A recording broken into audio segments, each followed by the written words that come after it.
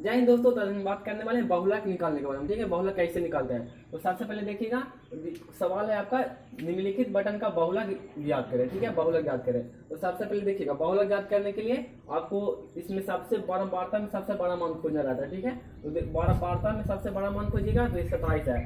तो ये वाला 27 वाला को यहाँ से घेर लीजिएगा। ठीक है, ये 27 वाला को घेर लीजिएगा। सबसे बड़ा मान होता है जो F1 होता है। ठीक है, इसी को बहुलक वर्ग बोलते हैं। बहुलक वर्ग इसी को बोलते हैं। तो बहुलक वर्ग में यहाँ पे देखिए L का मान होता है निम्न से आता है। L कितना है यहाँ पे खाली आपको बस पता करना कि कौन क्या है, बस यही 5-4 चीज आता है, इसी से आपको सवाल बन जाएगा। तो ये F1 हो गया और F1 के ऊपर यानी F0 होता है। ठीक है, F1 के ऊपर F0 होता है और F1 के नीचे F2 होता है। बस ये 3 चीज मिल गया। यहाँ पे L का मान कितना 20 है। L का मान कितना मिल गया आपको 20 मिल गया। L बराबर 20 मिल गया। निम्न सीमा होता है 30 नहीं लीजिएगा, यहाँ पे छोटा वाला लीजिएगा। अब एक और निकालना है H बराबर, उसको बोलते हैं दोनों के बीच का अंतर। तो H निकालिएगा, यहाँ पे H निकालिएगा तो आ जाएगा 30 माइनस 20, तो कितना आ जाएगा 10 आ गया। H का मान आ गया 10। यहाँ पे देखिए, अब बहुलक का सूत्र लिखते हैं, उसमें ये सब टर्म्स प्रयोग होंगे और उसी को मतलब कि उसी से बन जाएगा। तो बहुलक वाला फॉर्मूला होता है, अगर नहीं याद है तो याद कर लीजिएगा। ठीक है,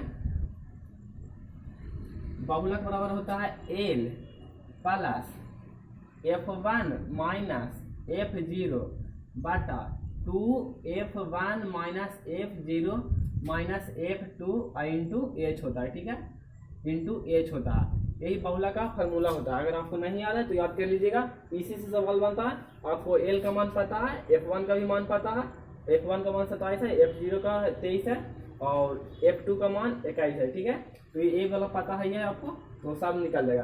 तो L का मान कितना है, तो L का मान हो जाएगा 20। ठीक है, L का मान हो जाएगा यहाँ से L का मान हो जाएगा 20, प्लस दे देते हैं F1 का मान देखिएगा, तो F1 का मान हो जाएगा 27। ठीक है, F1 का मान कितना हो जाएगा 27 हो जाएगा, यहाँ पे 27 दे देते हैं। फिर माइनस है F0, तो F0 का मान यहाँ पे हो जाएगा 23। ठीक है, F0 का मान कितना होगा 23 होगा, तो यहाँ पे आप 23 रखिएगा।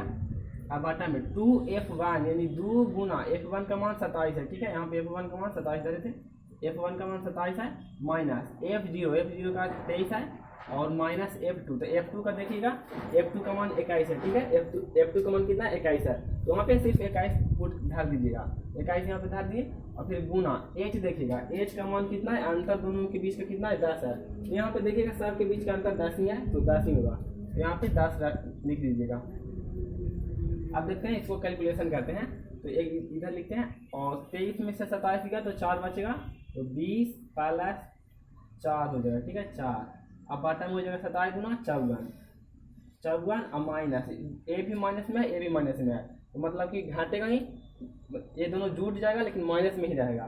तो हो जाएगा कि 3 1 4 और 2 2 4 मतलब 44 हो जाएगा। ठीक है, अब गुना कितना है 10 है।